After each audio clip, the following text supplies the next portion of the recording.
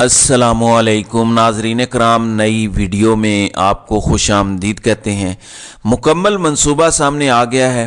खुद अपने टाउटों के ज़रिए बताया जा रहा है कि 9 मई की वजह से इमरान खान ज़ेर-ए-अताब नहीं है, बल्कि लंदन प्लान एक्सपोज करने की वजह से इमरान खान ज़ेर-ए-अताब है। इमरान खान ने जिस लंदन प्लान का जिक्र किया था पिछले साल, उसकी वजह से इमरान खान पर गुस्सा है और ये गुस्सा अब निकाला जा रहा है और मज़ीद सख्ती बढ़ेगी। कुछ कहते हैं 10 गुना मजीद बढ़ेगी। एक इत्तला ये भी आ रही है कि सोशल मीडिया पे भी मजीद क्रैक डाउन होगा। पता नहीं अब इससे आगे लोगों को दीवारों में चुनवाएंगे, कोई जिंदा कब्रों में गाड़ देंगे, क्या होगा कोई पता नहीं है। लेकिन कहते हैं कि जुल्म मजीद बढ़ने जा रहा है। लेकिन जाहिर है कौम तो नहीं मानेगी। मैं एक सवाल करता चलूं पहले इन अक्लमंदों से, उसके बाद आपको बताता हूं कि मामलात किस तरफ जा रहे हैं इलेक्शन के हवाले से, IMF के हवाले से मुल्क को किधर लेकर जाना है। लेकिन एक सवाल बड़ा ज़रूरी है, मेरा इन अक्लमंदों से ये सवाल है कि एक इलेक्शन और एक टेन्योर के अलावा कुछ सोचा है आपने? बस एक इलेक्शन और एक टेन्योर और एक एक्सटेंशन, बस इतनी आपकी सोच है। इसके बाद करना क्या है? मुल्क कैसे चलाना है? अपनी आवाम की 90% तादाद से लड़ना कब तक जारी रह सकता है? ये कब तक लड़ाई जारी रखनी है आपने? अवाम तो तब ही मुतमईन होगी जब एक बार उनकी बात मानी जाएगी। मजीद नौजवान नस्ल जैसे जैसे बड़ी होती जाएगी, मैच्योर होती जाएगी, उनकी डिमांड बढ़ती जाएगी। आज जो टीन एजर्स हैं, कल को वही मैच्योर होंगे, वही नौकरियां लेंगे, वही इंस्टीट्यूशंस में जाएंगे। कब तक ये लड़ाई चलानी है आपने? ये नौजवान नस्ल गुलामी से इनकार कर चुकी है। इसको इमरान खान ने आज़ादी का एक हल्का सा मंजर दिखा दिया है कि आज़ादी हुई तो क्या होगा, पाकिस्तान कैसा होगा। ये वापस गुलामी की तरफ नहीं जाएंगे। तो फिर आपने क्या सोचा है? ये नौजवान नस्ल दोबारा गुलामी कबूल नहीं करेगी, ये तय है। ऐसा नहीं होगा कि बंद कमरों में बैठ के 4-5 सरकारी अफसरान फैसला करेंगे कि इस दफ़ा नवाज शरीफ को लाना है, इस दफ़ा जरदारी को लाना है, इस दफ़ा किसी और को लाना है, सदर हमने फजलुर रहमान को बनाना है। ये फैसला ये नौजवान तस्लीम नहीं करेंगे और ये नौजवान अपने साथ अपने बुजुर्गों को भी खड़ा कर लेंगे। और आपको ये नजर आ रहा है। खुद नून लीग के अपने लोग कह रहे हैं कि 60 से 70% इमरान खान की पंजाब में मकबूलियत है। ये नून लीग खुद तस्लीम कर ली है। काशिफ अब्बासी अपने प्रोग्राम में बताते हैं कि नून लीग के एक लीडर ने उन्हें बताया कि 67% तहरीक इंसाफ की मकबूलियत है। कुछ लोग ये कह रहे हैं कि अब नून लीग वाले सवाल कर रहे हैं कि हमें आप क्यों लंदन से लेके आए। अब इसीलिए इसलिए इलेक्शन मुलतवी करने की तरफ बातें हो रही हैं कि नवाज शरीफ अकेला भी भाग रहा है, क्योंकि उसके साथ तो रेस में कोई और है नहीं।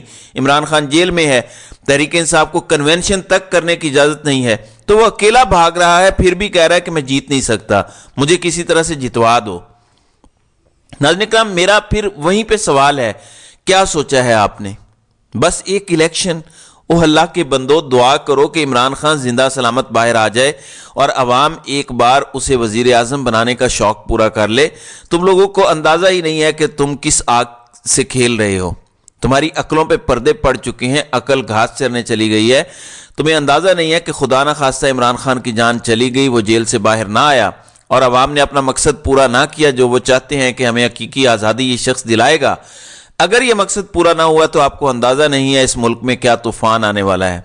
1, 7, 8 से 10 पिटीशंस चली गई हैं तहरीक इंसाफ के, इंट्रा पार्टी इलेक्शन ठीक नहीं हुए, जबकि नून लीग ने डेड लाइन के 1 साल बाद इंट्रा पार्टी इलेक्शन करवाए और वो बिल्कुल ऐसे थे कि सब बिला मुकाबला मुंतखब हुए, किसी ने वोट नहीं दिया। यही हाल पीपल्स पार्टी का होता है, बिला मुकाबला सब मुंतखब हो जाते हैं। लेकिन इसके बावजूद कभी किसी पार्टी के खिलाफ ऐसी कोई पिटीशन नहीं गई। लेकिन तहरीक इंसाफ के खिलाफ 8 से 10 पिटीशंस इलेक्शन कमीशन में चली गई हैं। दूसरी तरफ दहशत गर्दी को बुनियाद बनाकर भी इलेक्शन को टालने की कोशिशें शुरू हो चुकी हैं। लेकिन यहां एक ऐसा मसला है जहां पे फंसे हुए हैं, जिस वजह से जावेद लतीफ का यह बयान आया कि इमरान खान को बैरूनी कुव्वतें मदद कर रही हैं और वो पता है क्या है? IMF ने पहले ही ये शर्त लगाई थी कि अब आपको इलेक्शन करवाने के बाद ही अगला प्रोग्राम मिलेगा और अगला प्रोग्राम पाकिस्तान को अगर नहीं मिलता तो पाकिस्तान डिफॉल्ट कर जाएगा। हमें IMF ने सिर्फ वेंटिलेटर लगाया है $3 अरब का। जैसे ही ये वेंटिलेटर बंद होगा हमें बाकायदा प्रोग्राम की जरूरत है। اگر وہ نہ لیا تو پاکستان نزاع کی حالت میں ہوگا، ڈیفالٹ کر جائے گا، تباہی ایسی آئے گی جس کی کوئی مثال نہیں ملتی، ڈالر شاید $500 سے اوپر چلا جائے۔ اس لیے الیکشن کروانا پڑیں گے۔ IMF امریکہ کے زیر اثر ایک ادارہ ہے، اس میں کوئی شک نہیں ہے، لیکن آخر کہیں نہ کہیں کوئی لائنز ڈرا کرنا پڑتی ہیں۔ وہ یہ نہیں کہہ رہے کہ آپ شفاف الیکشن کروائیں، وہ یہ نہیں کہہ رہے کہ عمران خان کو برابر موقع دیں، وہ صرف یہ کہہ رہے ہیں کہ الیکشن کروائیں، اور اس سے ان کو موت پڑ رہی ہے۔ ناظرین اکرام، اگر IMF کی تلوار نہ ہو سر پہ پاکستان میں، اگلے 2 سال بھی الیکشن نہ ہو، اور جب ایک ایکسٹینشن ہو جائے تو اس کے بعد بے شک پھر الیکشن ہو جائیں، پھر کوئی ٹینشن نہیں ہے، لیکن اس وقت تک کم از کم الیکشن نہ ہو پاکستان میں۔ لیکن IMF کی ایک ایسی تلوار ہے جس کی وجہ سے عرب ممالک کے دورے کیے جا رہے ہیں۔ SIFC بھی اس لیے بنایا گیا کہ IMF سے کسی طرح سے چھٹکارا پا لیں تھوڑے ٹائم کے لیے، کچھ عرب ممالک ہمیں ڈالر دے دیں، لیکن بیچ میں یہ جو جنگ شروع ہو گئی ہے اس نے سارے پلانز پر پانی پھیر دیا ہے۔ یہ آؤٹ آف سلیبس آ گیا ہے، اس کے لیے سکرپٹ تیار نہیں تھا۔ اب سمجھ نہیں آ رہی کہ کیا کیا جائے، کیونکہ ہم نے ابراہم اکارڈ میں شامل ہونے کے بدلے عرب ممالک سے پیسے لینے تھے۔ اب وہ کیسے آئیں؟ کیونکہ ابھی ابراہم اکارڈ پر جس نے عمل کیا اس کے اپنے ملک میں اس کے خلاف لوگ کھڑے ہو جائیں گے۔ ابھی تو اگر سعودی عرب نے بھی یہ کام کیا تو سعودی عرب میں اپرائزنگ ہو جائے گی، اس قدر ظلم ہو رہا ہے۔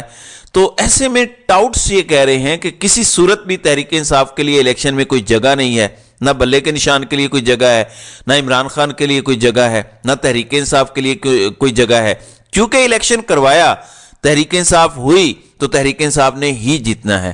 انہیں یہ بھی پتا ہے کہ ووٹر اس بار تاریخ ساز باہر نکلے گا۔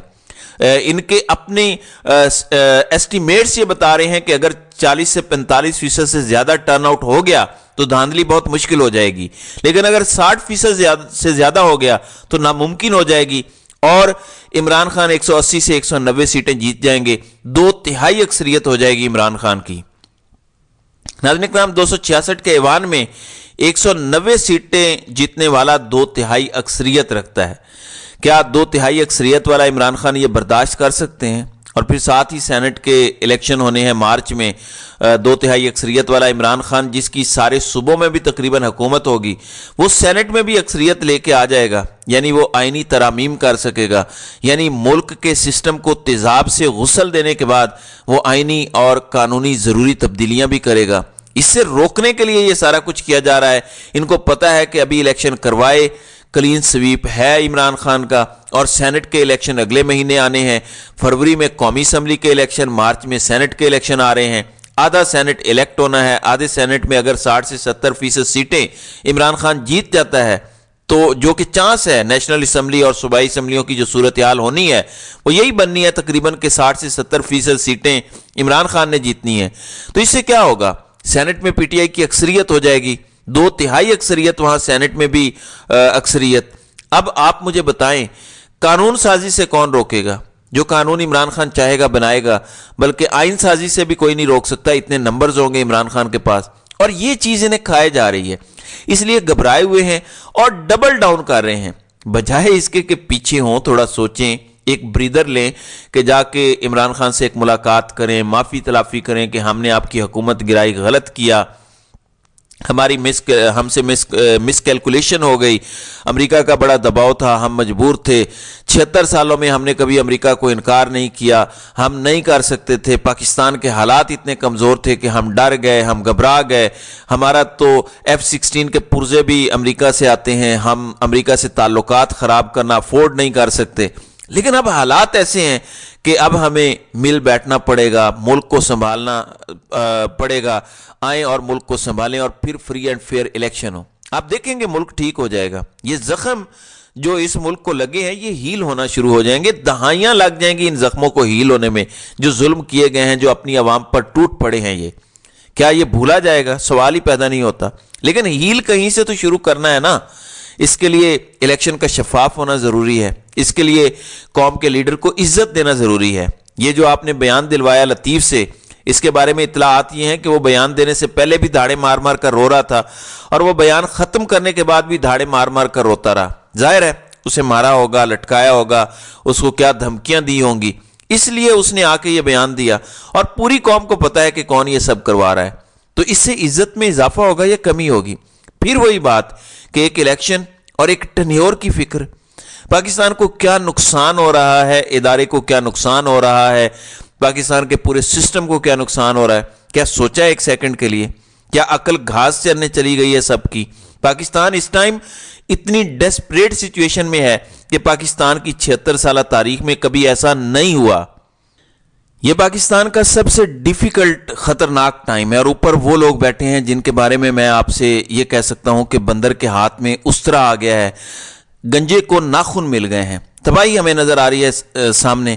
اس لیے ہمیں دعا کرنی چاہیے کہ اللہ تعالی ہمارے ملک کی حفاظت کرے اور اسے محفوظ ہاتھوں میں رکھے، آمین۔ تو ناظرین کرام، آپ کی اس ویڈیو کے حوالے سے کیا رائے ہے؟ آپ اپنی رائے کا اظہار کامنٹ سیکشن میں ضرور کیجیے گا۔